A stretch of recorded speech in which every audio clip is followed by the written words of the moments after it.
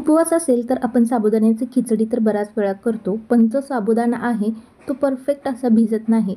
त्याचबरोबर जेव्हा आपण साबुदाण्याची खिचडी बनवतो ती चिकट होते. तर अशाच गोष्टी टाळण्यासाठी आज आपण परफेक्ट रेसिपी पाहणार आहोत.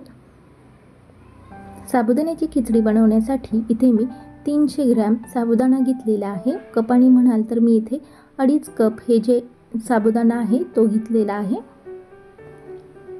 साबुदाणा तुम्ही इथे कमी जास्त तुमच्या क्वांटिटीनुसार करू शकता. तर अगोदर जेव्हा आपण साबुदाणा भिजवत असतो त्यावेळी यातलं जे स्टार्च असतं वरती पावडरीसारखं असतं ते अगोदर 2 पाण्याने स्वच्छ धुवायचं.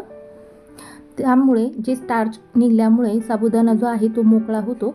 आणि त्याचबरोबर जेव्हा आपण साबुदाणा भिजवत असतो तुम्ही बघताय व्हिडिओमध्ये दाखवल्याप्रमाणे साबुदाण्याच्या 1 इंच इतपत पाण्याची आपल्याला यामध्ये टाकून घ्यायचं आहे. आणि हा साबुदाणा 1-2 तास भिजायला ठेवायचा, म्हणजे तो चांगला फुलतो आणि आतपर्यंत चांगला मऊसूत भिजला जातो. आणि तुम्ही बघताय मस्त असा हा जो साबुदाणा आहे एकदम मऊसूत भिजलेला आहे. आणि आता यामध्येच ना आपल्याला चवीप्रमाणे मीठ टाकायचं आहे. इथे मी 1.5 चमचा भरून मीठ टाकलेलं आहे. त्याचबरोबर मोठे 6 चमचे भरून शेंगदाण्याचं कूट हे टाकून घ्यायचं आहे. बऱ्याच वेळा आपण कसं करतो शेंगदाण्याचं कूट ना आपण नंतर टाकतो, जेव्हा साबुदाणा कढईत टाकतो आणि नंतर साबुदाणा टाकतो त्यामुळं साबुदाणा चिकट होतो. तसं न करता अगोदर आपल्याला हे सगळं मिक्स करून घ्यायचं आहे. आणि त्यामुळे काय होतं, जो साबुदाण्याची खिचडी आहे ना एकदम मोकळी होते.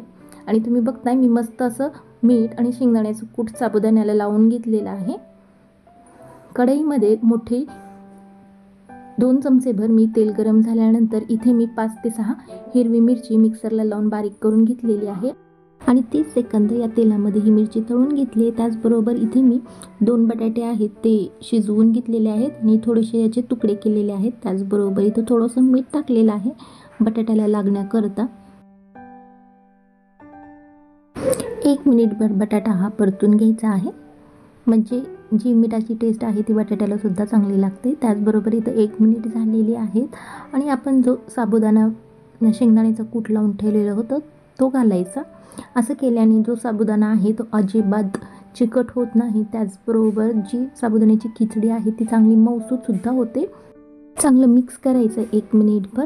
समजा तुमचा जर साबुदाणा भिजतेवेळी थोडासा कच्चा असेल तर काय करायचं की तुम्ही इथं ना चांगला मिक्स करून झाल्यानंतर साबुदाणा 4 ते 5 चमचे भरून पाणी टाकायचं वरनं आणि कमी गॅस करून 3 मिनिटं पहिल्यांदा झाकून एक वाफ काढायची आणि पुन्हा चांगला मिक्स करायचा आणि पुन्हा एकदा 2 मिनिटं चांगली वाफ काढायची. असं 2 वेळा करायचं, म्हणजे साबुदाणा जो आहे तो चांगला वाफवला जातो.